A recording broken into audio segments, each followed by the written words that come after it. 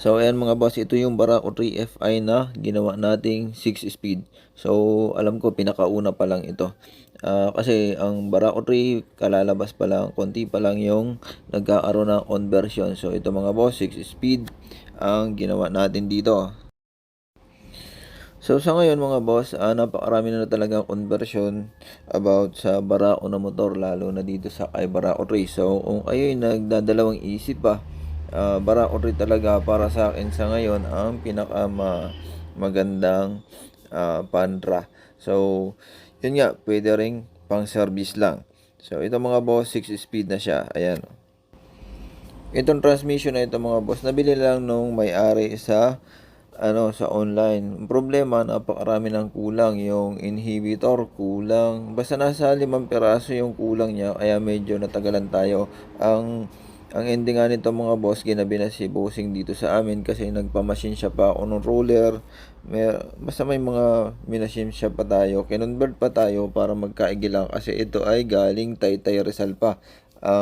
Para hindi nga maabalang maigi or matuloy lang yung gawaan mga boss, ginawa natin ang paraan para matuloy lang yung pagkakabuo nitong 6 or 6 speed. Kasi sayang naman yung punta niya rito kasi medyo malayo rin. Taytay Rizal, papunta rito sa Gumaca, Quezon mga boss. Kaya ang ginawa natin, para magkaigi lang. Marami tayong conversion, maabala man pero natapos natin yung gear set na walang problema. So naikabit natin ng maayos mga boss, na kompleto natin, smooth na smooth yung pag-shifting niya mga boss.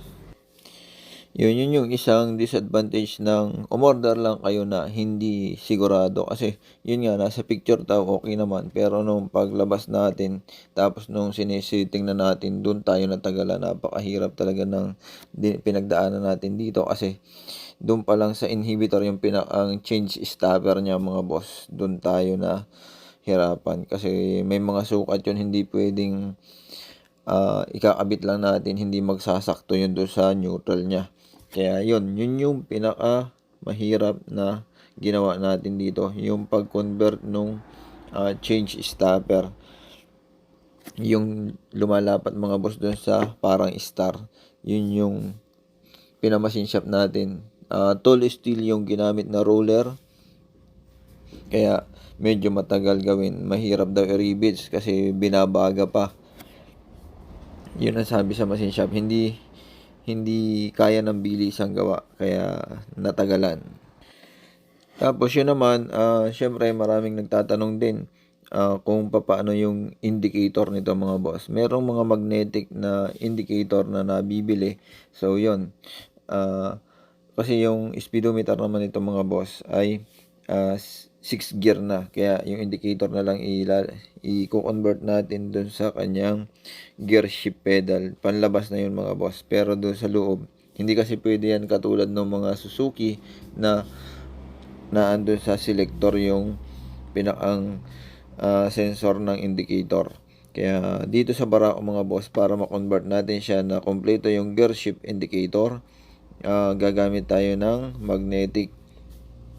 So sa mga sunod na video mga boss, meron tayong i-upload nun kung paano magkabit ng gear shift indicator para kay Barako 1, 2, and 3. So ayan, tapos na ito mga boss.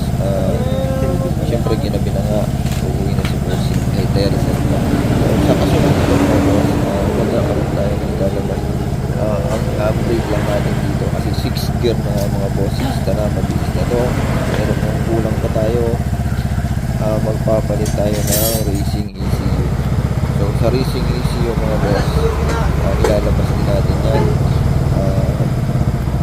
Marami tayong i-upgrade para ay Barako 3. So sa bali ilan na siya? madaling sabi mga boss, si Barako 150 na rin siya. malakas siya, pero mas sa pwede inyo mong 150 lang. pabilisin. Napakarami ng conversion. Yung decarburetor nga mga boss, mabilis pabilisin. Itong si FI, mas malaki ang potential na bumilis kasi ECU na lang yung babaguhin natin. So sa ECU, kaya natin tanggalin yung limit nito. Naghihintay lang tayo ng mga pyesa. So, yun mga boss. Sa Da, susunod na bakit video, hindi sa ano? update Sa naman tayo. YouTube, Facebook.